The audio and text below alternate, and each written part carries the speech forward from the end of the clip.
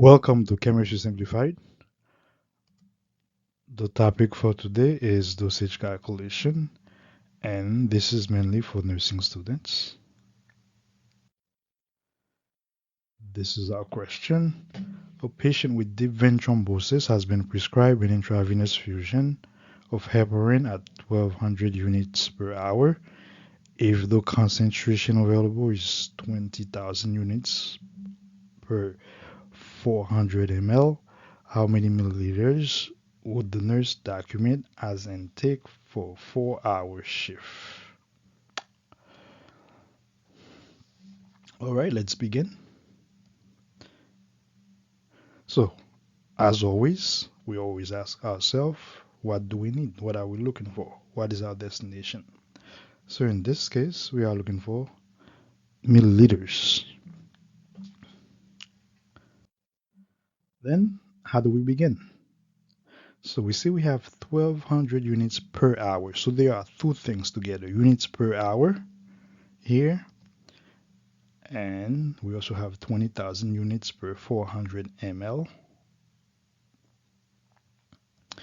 And the last one we only have 4 hours. Since 4 hours is a lot more simple, right? It doesn't have two units together, so it's just hours. So it's easier to begin with that, so we can cancel it out. So we'll begin with the 4 hours time. Right, so we always say if hours on the top, we also need hours on the bottom.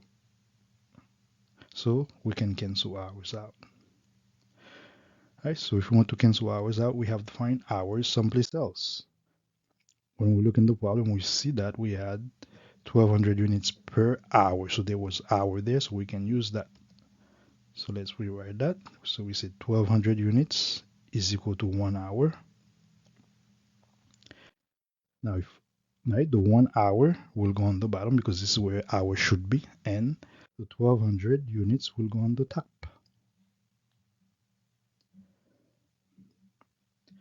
Then we cancel the hours and we're left with units on the top. We're not there yet. We have not arrived because we're looking for ml and we have units so far. So we have to get rid of units. So how do we do that? Before we continue, we cross out the 4 hours so we do not use it twice. Okay, so it's a time.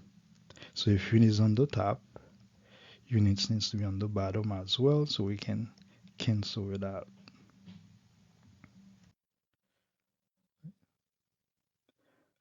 So we have to get rid of units. We look in the problem, right?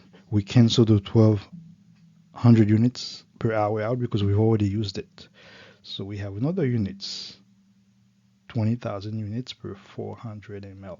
So this is the one that we're going to use. So we would rewrite it, right? So if we need units on the bottom, so the 20,000 units will go in the denominator, and automatically the 400 ml will go on the top. We cross out the units, and we are left with ml on the top. So we're looking for ml and we have ml on the top. It means that we have arrived at our final destination, so we are done. So all we have to do is to work out the calculation. Put our equal sign, we multiply the top numbers together and the bottom numbers together,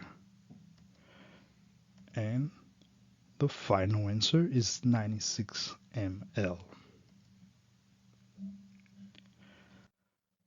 Alright, so this is it for this presentation. Please remember to like, share, and subscribe, and let us know what you think about the presentation in the comment sections. Thank you. Bye bye.